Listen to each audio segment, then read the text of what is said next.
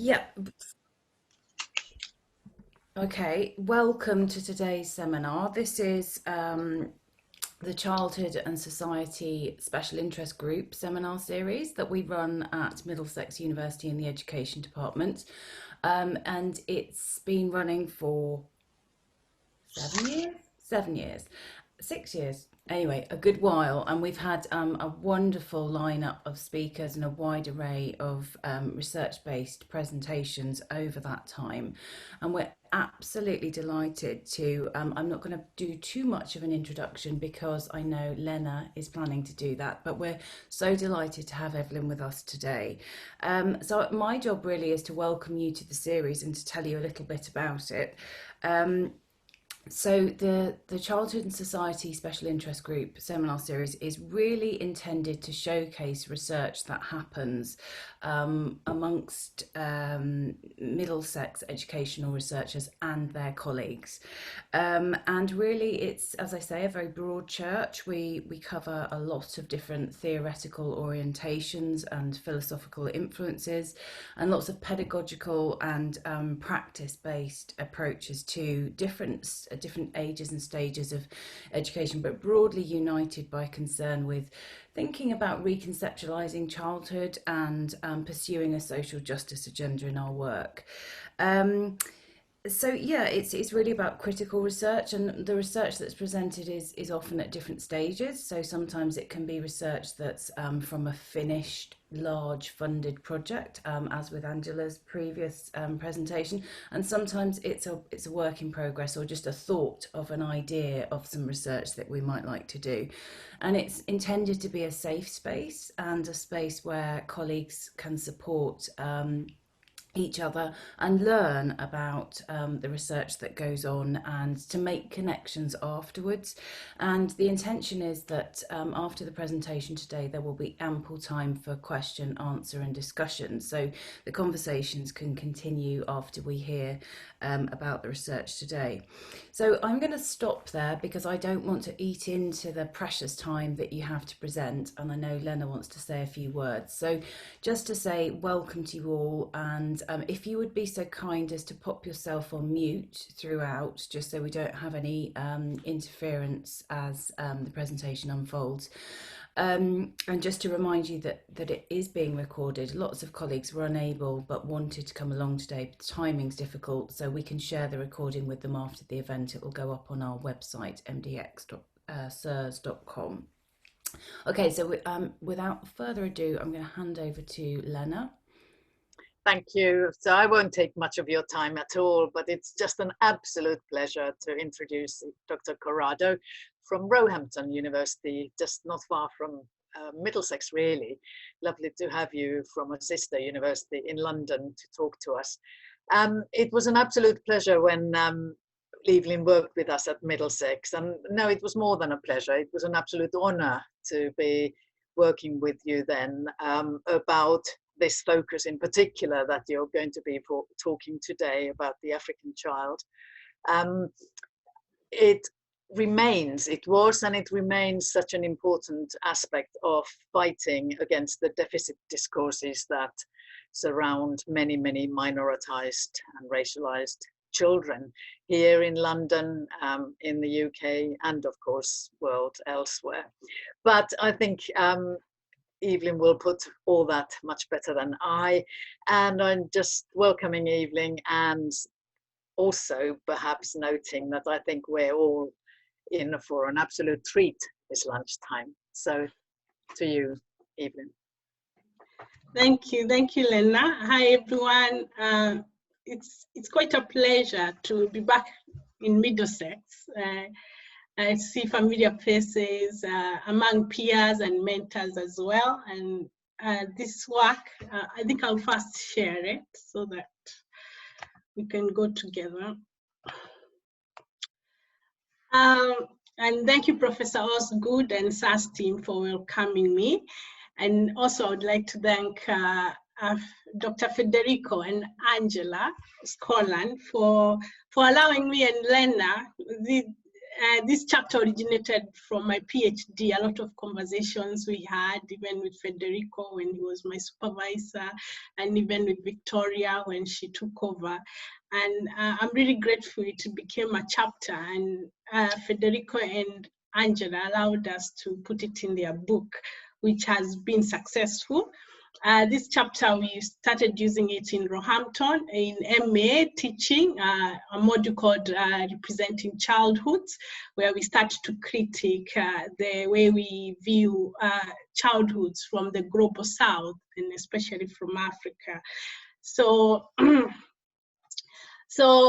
this chapter focuses on Kenya, but also draws in the similarities also from other African countries.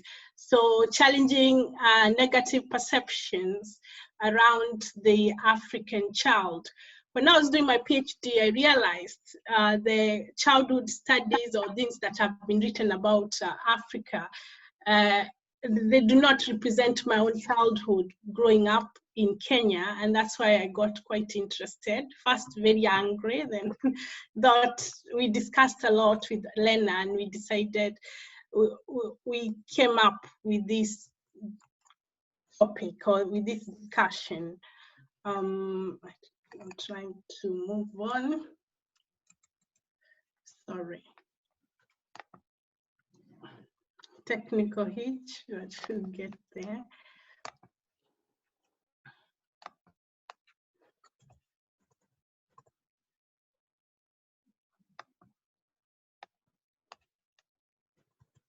Okay, sorry. Okay, so I'll share the abstract just to give you an overview of what we have discussed. In this chapter, we argue that African childhoods have been presented in contemporary childhood studies as childhoods that are very vulnerable, disadvantaged, which we argue it is a Western preconceived label which shapes Africans and African childhoods and experiences in a deprived position, which is not representative of most African childhoods. And so we argue that it is important that we restructure the outlook of these childhoods through robust education and ethnography research, drawing in their own experiences and stories, which we believe this supports the United Nations Convention Rights of Children, rights to self-determination. Even might start with asking you to quickly reflect without telling me, what is your perception of an African child? When we say African child, what comes in your mind? And if you may reflect quickly, what has informed that perception?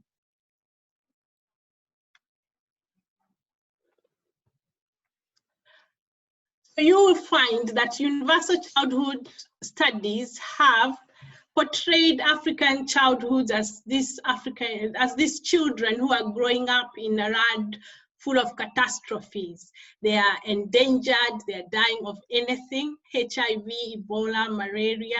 There is no care for them. They are uneducated, and there is lack of social amenities. And if you may look at the photos on my right-hand side, you will find these are some of the imageries that we see on our day-to-day lives, where save Africa, save it from what? This in the middle is education and international development. It's a cover of an education book. And if you look at the image on top, if you asked many people where I've tried to ask them, where do you think these children are? I bet most people will say they are in Africa. And on top, there is obviously a photo of a child. And I use it as a metaphor. When this child, what do you think this child feels when they see how they are represented? Africa in general has been misrepresented for years, for decades, since the time of Charles Darwin's theory, where we came from apes. from monkeys, and where were those monkeys and who came from monkeys? And this is very evident even when we start reflecting on what happens in the football fields as well, including today. So even in our education forum, you will find the representation of Africa. Some people go and do some studies in a specific region in a few countries, and they come and tell us this is how the whole of Africa is. And you can see that, like Menek et al., they looked at 6 countries and reported that 64% of African children are abused. When you know Africa has more than 54 countries, so going to specific regions in 6 countries, you cannot be representing over 400 million children. When we look at the discourses that are used, we represent child labor like it's child work and these children are abused. When I reflect on my own childhood growing up in Kenya, I grew up in a central region where we grow coffee, and over Christmas, around December, we pick coffee and it was fun. I think those, because there were a lot of stories, we were playing in the farm. We were not really working, but we were alongside our parents and it was fun. The soil there is very brown. So if anyone took a photo of us and came in the Western country and showed those kids, they would say we are abandoned or we are deprived. But if they took a photo of us like on a Sunday or we are going to church, it could be look like different kids. So there is this misconception of what is child work, what is child labor, and cultural relativism of the context. Davis did a study and predicted like Africa will be a planet of slums within 10 years. And you find when you look at the economy of Africa, before the pandemic, it had continued to improve quite well, rapidly. And you find like he had predicted that Nairobi will have 84% of people living in the slums. But Nairobi by 2016, most people are living at a middle class life. So you will find that the representation is very negative and it is not culturally relative as well. And it is a representation of doom and gloom. When you look at even global issues that we are dealing with, when it is Kenya or other countries like Nigeria, when we are dealing with Boko Haram, the way we represent them, we blame the corruption, the leaders who do not know how to get their work together. But when it is Charlie Hebdo, we start by them and change our Facebook profiles. If it's here in the UK, we are all dealing with the same issue of terrorism, but if it is happening in Africa, we blame, but when it is happening to us, we are able to sympathize. This goes to many coverages, whether it's Ebola. There was Ebola happening in 3 countries in West Africa, in specific region, but the way it is covered in a way we say Ebola in Africa, 3 countries out of 54. And this goes to charity campaigns and others. And we have realized how even such diseases can impact us after coronavirus. So this is not in the book, but I thought it was important to see a reflection of an African writer who says how to write about Africa. He's called Wainaina. And he says, when you want to write about Africa, what is expected outside the continent is always use the word Africa or darkness or safari in your text and treat Africa as if it were one country, hot and dusty, with roaring grasslands and huge herds of animals, with tall, thin people who are starving, and now may put it maybe even children who are dying. I've argued that these negative projections are unreal and a humiliation for Africans, and they need to be confronted. As one of the great writers in Africa argues, Chinua Achebe, he says that until the lions have their own historian, the history of the hunt will always glorify the hunter. what and complexity of Africa. Africa is quite diverse, and I use these photos to show you some of the experiences. This is my son with his cousins last December in central Kenya, and we took them to a swimming pool where there were other people enjoying swimming. I wonder how many times you've seen such happiness or kind of colorful photos from Africa. This was December last year. This was 2016. It was in the school I was doing my research in. These were young pupils with their teacher planting trees. I was part of that exercise. We were planting trees. And these are children here singing with their parents. And these are people who are living in the rural areas. And here are some Maasai kids singing on the right, singing in their cultural lives. So you find Africa in general have people who have lived in the rural areas, people who live in the urban areas, and there are people who are living traditional lives, and there are people who are living kind of westernized lifestyle as well. So Africa is, as I've argued, is a huge continent with diverse communities in class, status, cultures, and resources. It has over 2,000 languages with 1.3 billion people. Over 54% of children in Africa are reported to be happy.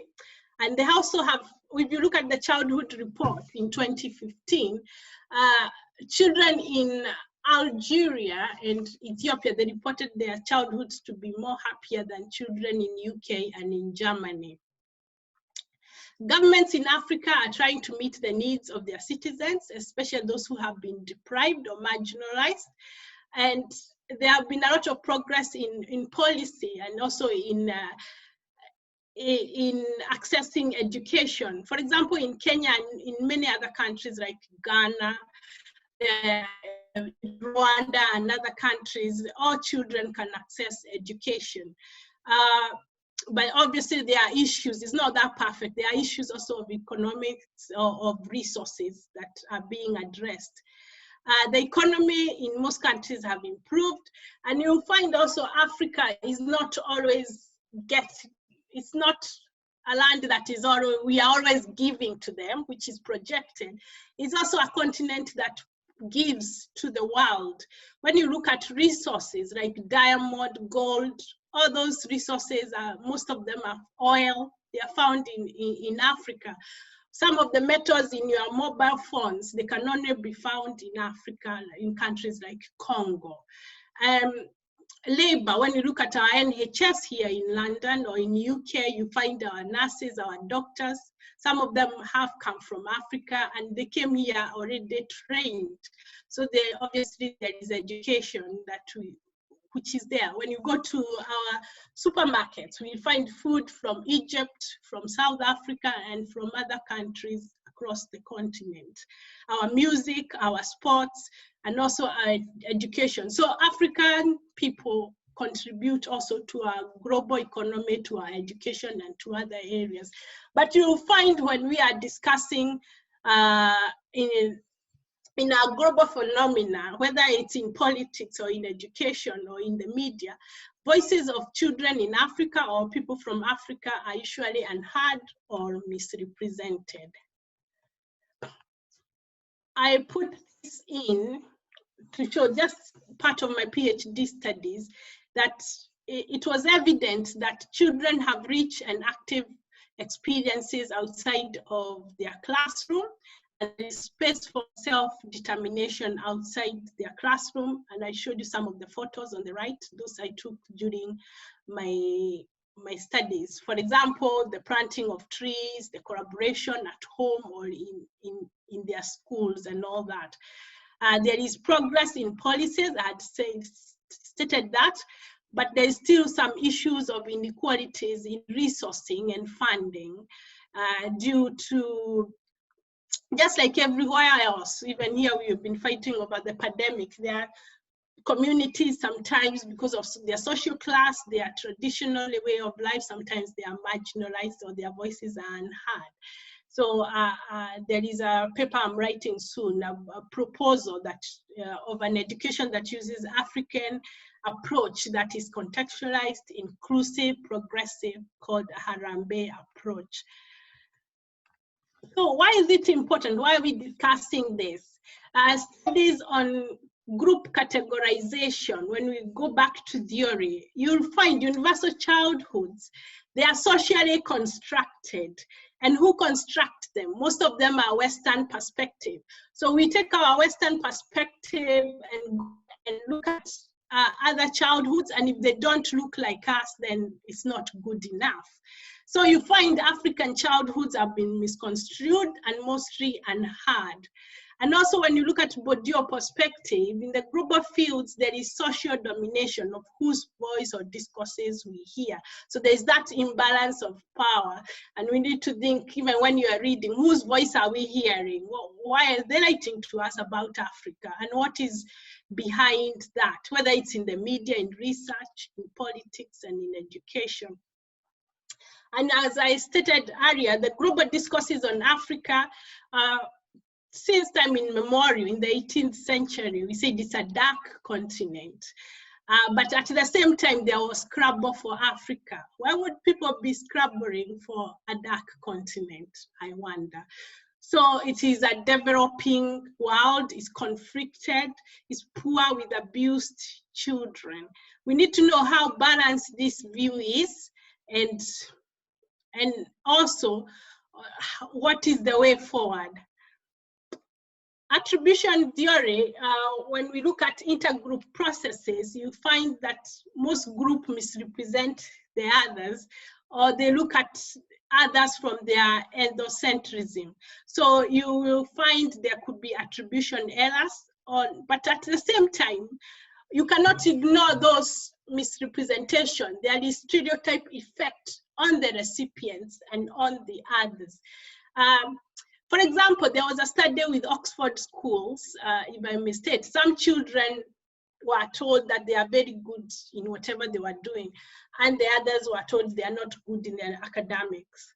But there had been no prior study on this. However, with time, as this was reinforced, the children who are told they are doing good, it impacted how they carried themselves, and they started to do well. And those who are told they are not good, they kind of gave up and started behaving like had been projected. So we have to think of the psychological effects when we tell Africans, you can't do it, you don't know how to do it, the impact it has on them, even when they see themselves in the media. However, as we say, these attributions, there is bias, intergroup conflicts, and sometimes stereotypes. And as I said, these stereotypes effects on the recipient, when you think of Africans, there'll be low self-esteem. There is unspoken anger. I know a lot of Africans, when they come and see the media, including myself, if I'm watching ITV, every 15 minutes they put those adverts. I just change the channel. So you can't stand it because you know it's not right. So it's a violation of these children's human rights. It dampens their self-determination. Chimamanda argued that the danger of a single story. It doesn't mean that these children, if you may ask me, are they in Africa? Of course they are, some of them, but it's not the whole story. It's not, she argues that it's not that the story is untrue, but it is incomplete. We are telling the story of one person and showing like it's everyone else. I'm saying that because I've just shown you a picture of me being in Kenya in December, Christmas. And I remember New Year's Day, I was meant to meet my friend, and it rained so much, so we didn't end up meeting. But of late, I've been seeing this Christian Aid advert showing a lady and saying Kenya hasn't rained for the last 1 year.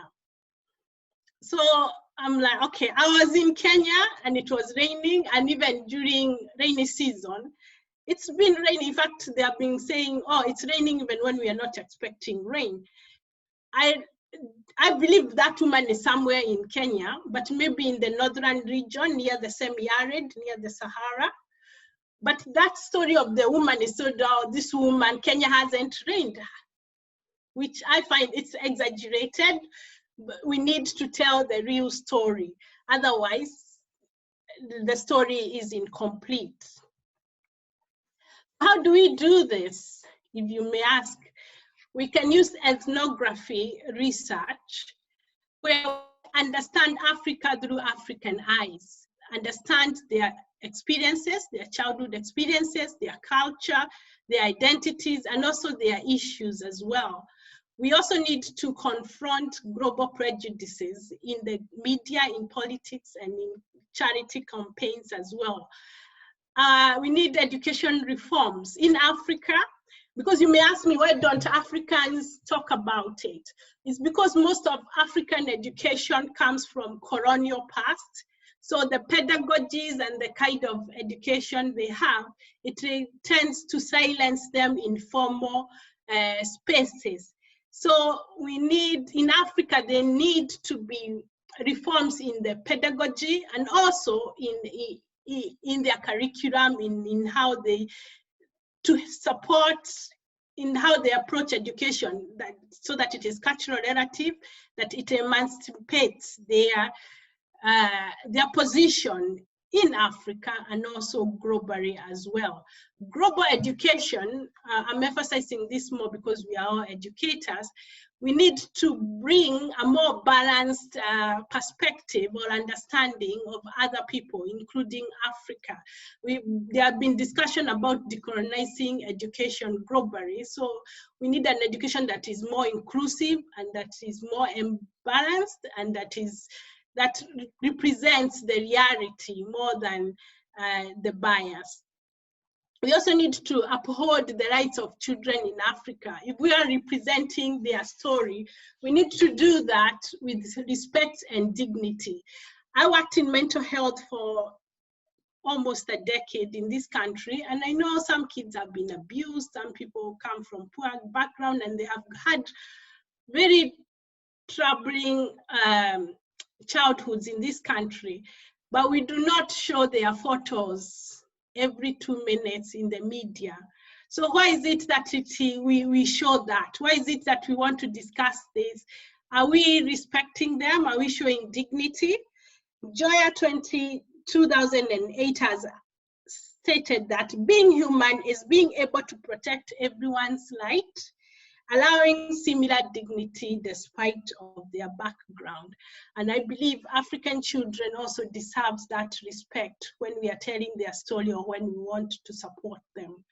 We also need to exhibit the strength of Africans, focus on success rather than groom. Look at their culture, their achievement, their contribution, and also their agency.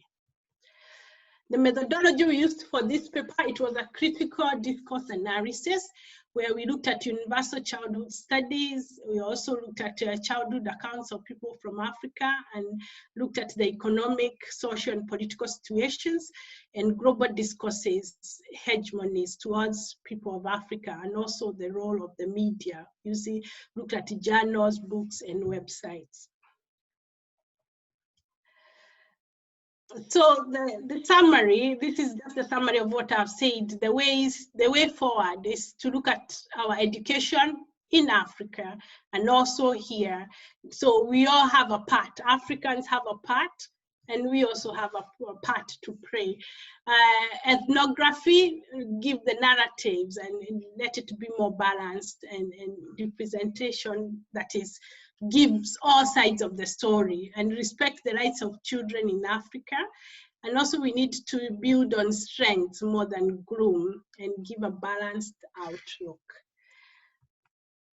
As I finalize, the last reflection for you to think, is your source of information about children in Africa impartial? And how could you support children in Africa to voice their reality? Wangari Maathai stated that in the course of history, there comes a time when humanity is called to shift to a new level of consciousness to reach a higher moral ground, a time when we have to shed our fear and give hope to each other, and that time is now. Thank you. Any questions?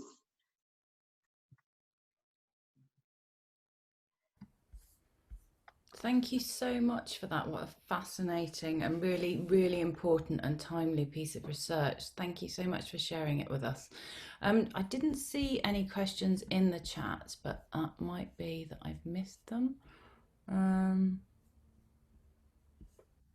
Feng Ling, you've made a comment. Would you like to follow that up with a question? Do you want to feel free to unmute yourself? And okay, thank you.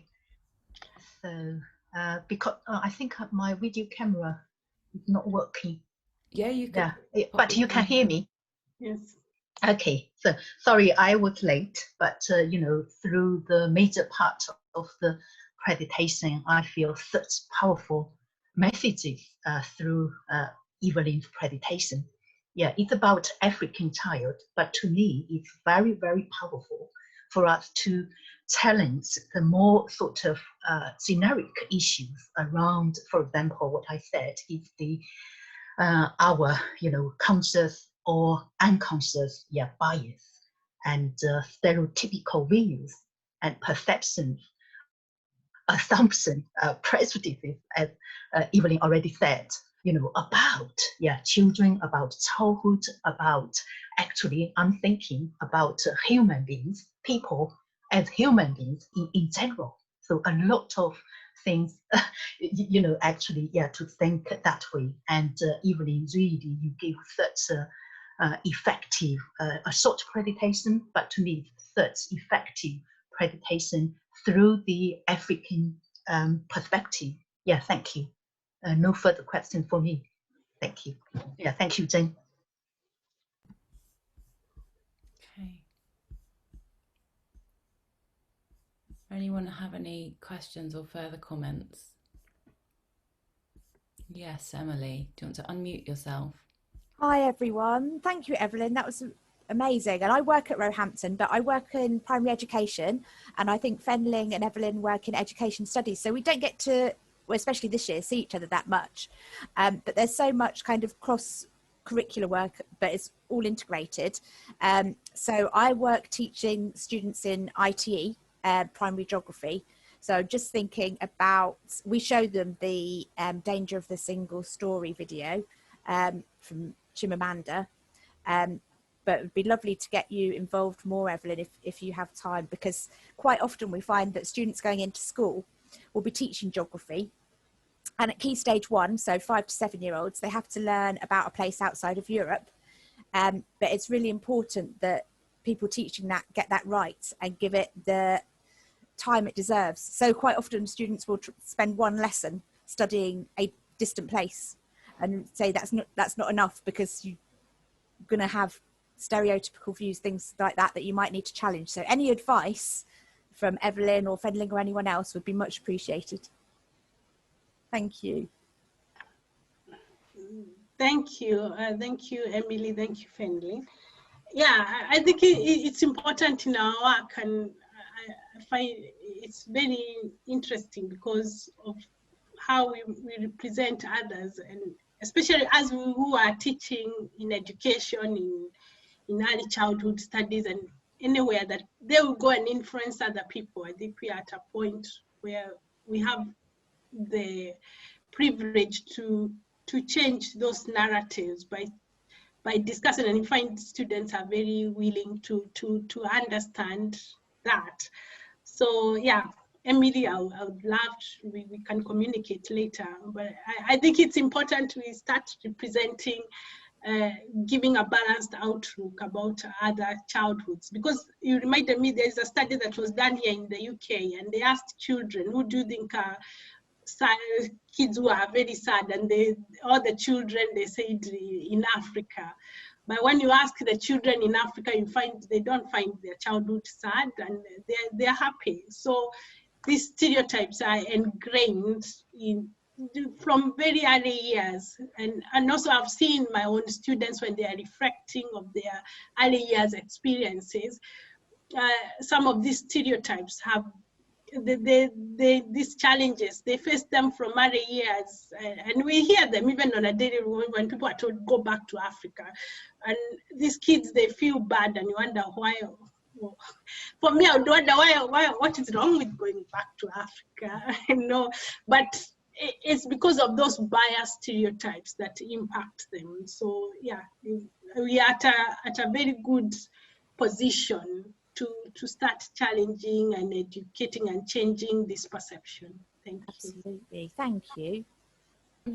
I'm aware that Angela wants to ask a question, but I just want to jump in first, if I might. I think there's some really interesting language being used here, because we're talking about bias, unconscious bias, stereotyping, all of those sorts of things. But ultimately, aren't we talking about racism?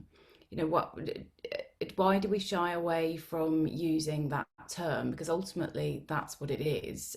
So I just wondered, and also I was thinking when you were speaking about, the imperative to decolonize what we do and how we think, but actually we often then rely on white Western scholars and their theoretical concepts and frameworks in order to do that work. And I just wondered if you'd had any moments of kind of sitting with that discomfort or finding ways through. So yeah, they were my sort of observations or provocations, I guess.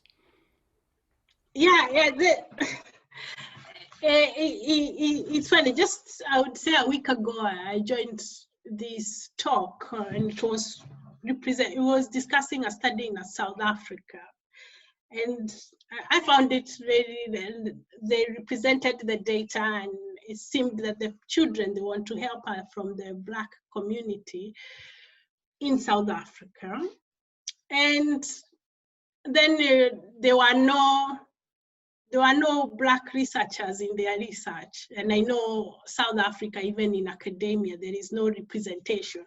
So when you have no representation, then how can you really tell you want to help those people? And also when I was in Kenya in December, I had this discussion, and I understood also there is also mistrust from people in the continent, because some people just go there, they take research and they advance their careers but never acknowledge them.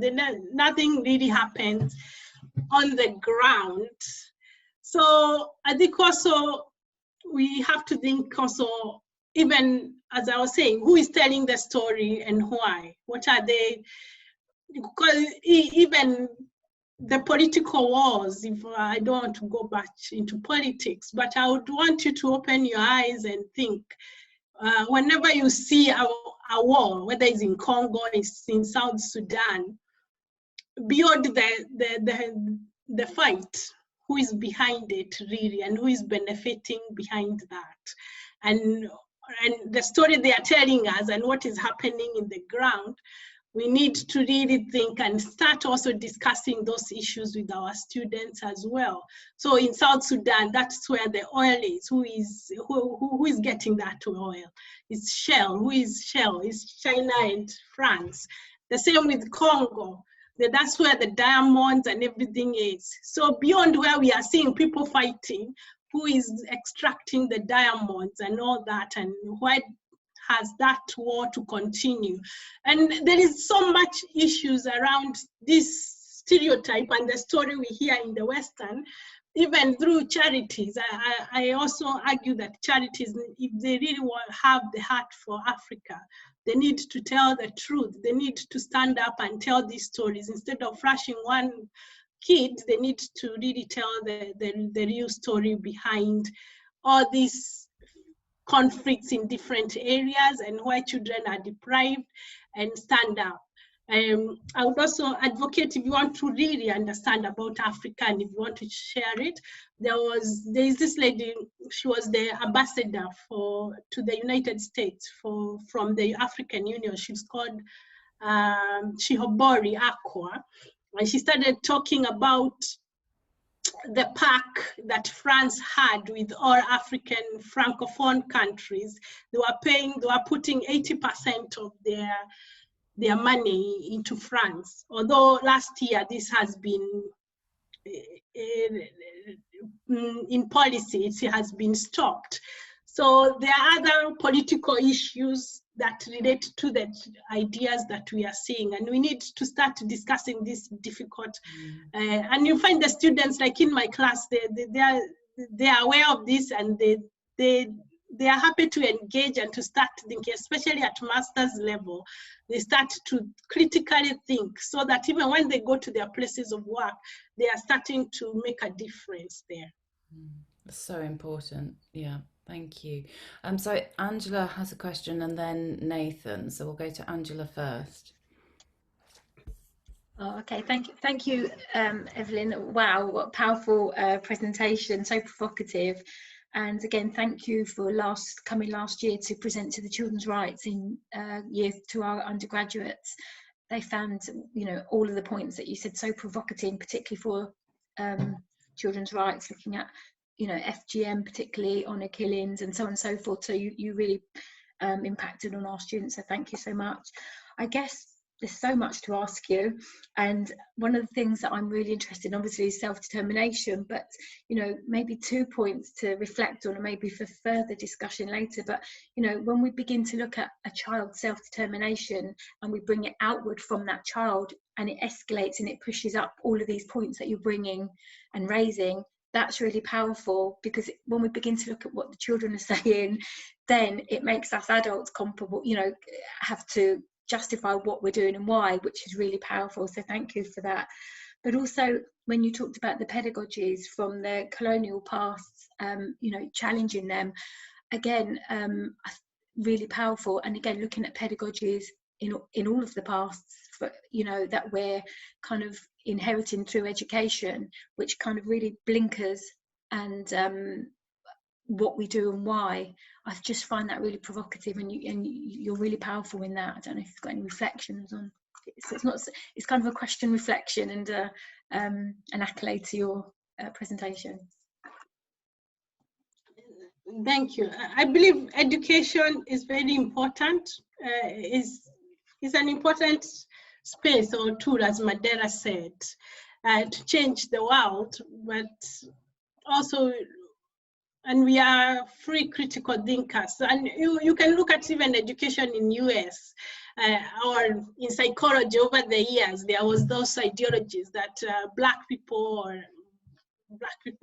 they come from Africans, so they are less intelligent. And there were those studies that were believed until the 1960s. So you will find that those ideologies are still there till today, infiltrated. It's not as clear as it was then, but they are there through education. They are there when we are hiring academics. Even when there is a colleague of mine who told me that we want somebody who asked about including African academics. There are African academics all over the world. We've written things, but do we include them? Do we bring them? So there are other people who want to tell our story without us. So without us being included, and also without those children being included, because those children might tell you something, even when we are deciding in United Nations children rights. Angela, we had this conversation in your class, that whose rights were these, who formed these rights, and that's why Africa countries came together and had African Charter rights for children, which are culturally relative. Within their context. So we need that cultural relativism. We need the voice of the children, the voice of the people. We need to understand what they want and how they want. Also, this idea that we solve African issues, it's for Africans to solve their problems themselves. And I wrote a provocative article in Discover Society on Black Lives Matters, but I said African life matters as well, after George Floyd, and discussing that African neck somebody has been kneeling on our neck. The ex-colonials are still kneeling on our neck. They are the ones who say who will be the leaders, what will happen. There are those challenges that are happening. Like when you look at East Africa, the East African communities, it's like 6 countries, Kenya, Uganda, Rwanda, Tanzania. They didn't want second-hand clothes being sold the Western second-hand clothes sent to Africa. But when they came up together and said, this is 3 years ago, and then they were told, they were given sanctions by Donald Trump, and it's not just by Donald Trump, it's by US and other countries. So you have to see, why did African countries, those East African countries, wanted to have power to have their own textile industries, like wool. We have wool, we have cotton, we have others. But those industries cannot thrive if all the garbage from the Western countries are being dumped in Africa, including computers and the impact that has on the child. It comes back to the economy of the parents, the health of the parents and the health of the family and of the child. So it trickles down. So when we are fighting for children's rights, we have to see, how does this impact the individual child or community or their families as well? And we need to hear what they are saying. If they are saying we don't want second-hand clothes, and we have to think, why do we have to dump them there? And all other issues around that, yeah. Thank you so much. I mean, the globalization dimension is just so salient, so significant to all of this, that goes hand in hand with colonization and decolonization and everything you've spoken about. But Nathan, you had a very practical question you wanted to ask. You're on mute. Yeah, thank you for such a interesting and thought-provoking presentation, Evelyn. I think elements of it have been addressed in lots of the other questions and in the presentation itself. But I'm no expert by any means in school curriculums, okay? So, I mean, I was thinking, to what extent is our contemporary curriculum, say in primary or whatever, perpetuating these kind of discourses and recycling these kind of discourses? And I'm thinking in the context of like Stuart Hall's West and the Rest.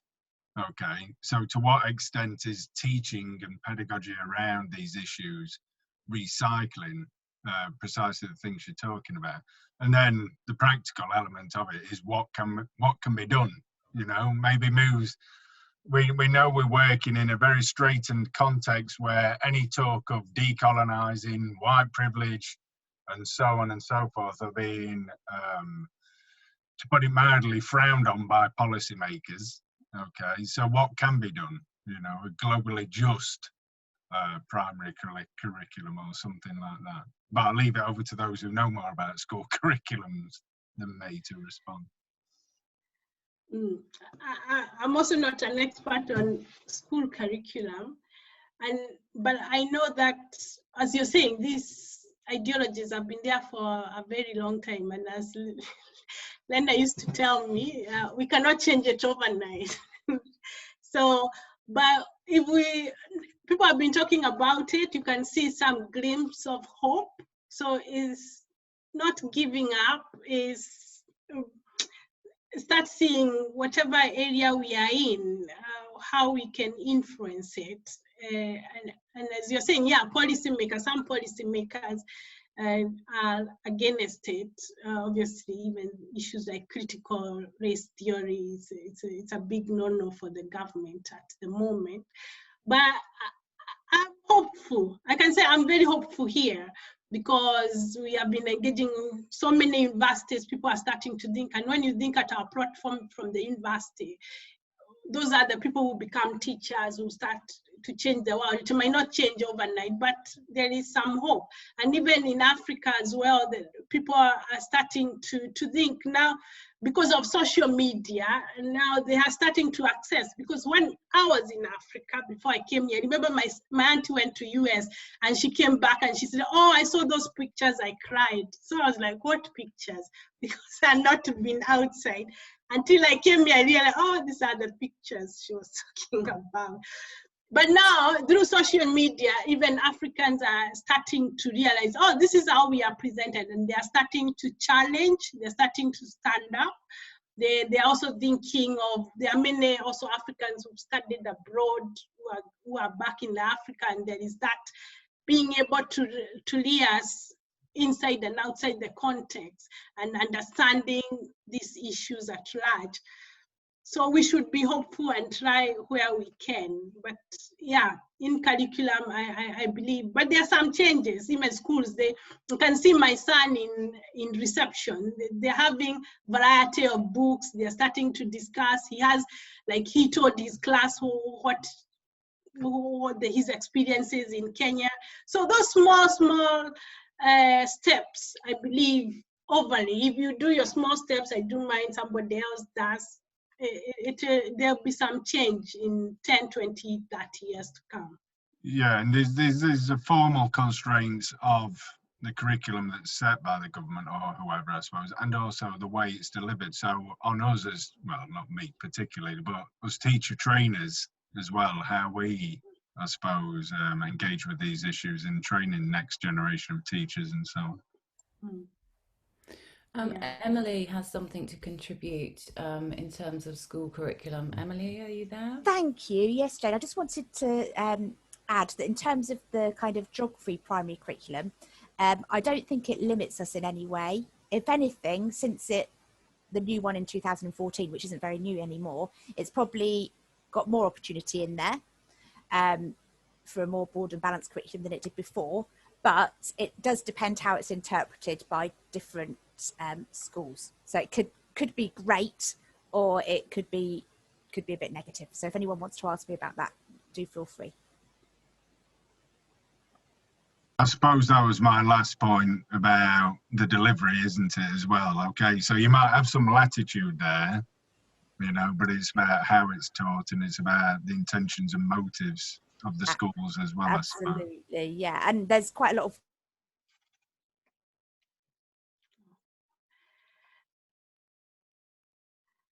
it seems she's right, an inopportune moment being done in literacy at the moment as well, many years ago. Sorry, we missed you then, Emily. You froze. My internet's unstable, it tells me. Yeah, so there's more opportunity in literacy to try and get lots of different books, not just one single story from different cultures. And I think schools are starting to do that now, which Evelyn mentioned with her son as well. So let's hope that continues. Okay, some really great. And I remember there's this book written by Terry Givens, who's talked about radical empathy, where even understanding others, anyone can, as you're saying, even the teachers, even us, even myself, I might have some ideologies. So maybe it starts from us seriously looking at what do we think, and what are our perception, being self-aware of ourselves, and how we come up and how we engage with the students, and also in our work and how our work comes across, and if we are supporting those changes. So I think also it starts from us, and then our work, and then influencing others, even from daily conversations when you watch the TV or whatever with your family.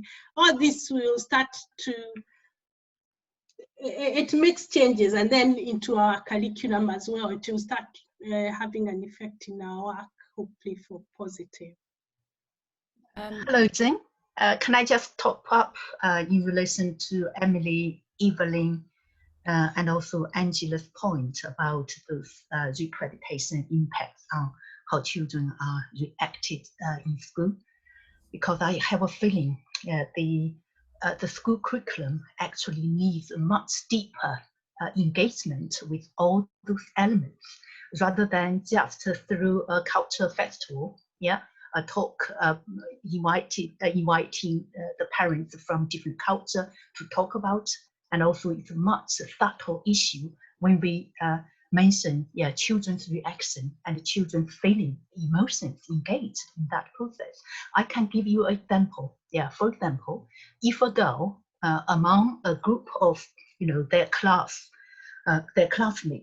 in the hall, and suddenly a teacher pointed to a little girl by saying, "You girl, move," while she mentions all the other girls' names.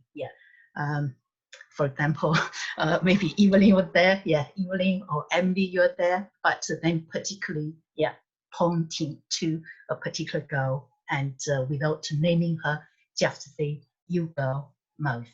Yeah, think about that impact and that sort of story hanging on my mind for a long time. Yeah, so that's what I said, deeper engagement and much meaningful conversation and subtle interpretation of what those professionals and teachers do. Be aware of the impacts of subtle or little interaction or little words on children. Yeah, so that's what I really. Yeah, thank you. That's really important. Thank you so much for sharing that example. I just want to go whiz through the chat again, because Lena, you had a comment, a question about Kenya and decolonizing the curriculum. I just wondered if you have, I've noted that you are continuing to work around decolonizing Africa, and I wondered if you had examples what we can learn from Kenyan colleagues, how to decolonize the curriculum. Or maybe, I don't know, maybe you want to come back and do more work on this and tell us more. Sounds fascinating. Interests me anyway. Okay. Yeah, I'm looking at a Harambee approach. Harambee means collaborative because that's the traditional and daily way of life for Kenyans and most Africans. And Harambee name was used by the first founder of Kenya, president of Kenya, Jomo Kenyatta, as a way of like moving away from colonialism to we can stay together and work collectively together and build our nation. So Harambee is a word that is used not just in Kenya, but East Africa. It's a Swahili word. So I was thinking using that approach of collectiveness in education, where we allow children to, just like their lifestyles are outside, how we can include that even in education, that collaboration of discussion, dialogue as well. And when you look at dialogue, when you look at work of Marcia, Alexander, but also of Freire, it helps people to learn, but also it looks at children. They have experiences, knowledges that they can bring in the classroom, and also they can emancipate their positions as well. So it's an idea after my study, but I'm yet to engage fully with the teachers in Kenya to see how that progresses and what they think about. But they are actually quite excited to hear that we are starting to challenge this perception as well. And also in their curriculum, there have been changes in Kenyan curriculum to make it more inclusive of their culture, to understand their context. And because some of the people, they end up doing businesses, working in the farms and all that,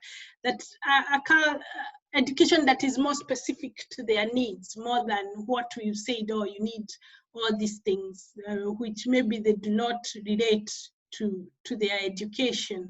And you find maybe even those who fund some education projects in Kenya and in Africa, we go with the ideologies. Oh, you have to do this. This is what you should do so that your education can be better. But as Tabuala has argued, it's important that we contextualize. We understand what is it that you want. That's what I discussed with the teachers. But now they'll need more further conversation and say, this is what we discussed. Are we still there? Have you moved on? Or what do you think? Thank you so much for that. I'm aware now that we have run over and run out of time. So yes, if we all follow Angela's example and say thank you very much for a fabulous, thanks, Evelyn. Yeah, really great presentation. And as we said at the beginning, it's been recorded, so we'll pop it up on our website and make sure that it's disseminated as widely as possible. Yeah, and I hope this conversation continues. I'm sure it will. So thank you so much, Evelyn. It was absolutely our pleasure to have you with us and to hear about your research. Thank you so much. Thank you. Thank you. Thank you. Thank you.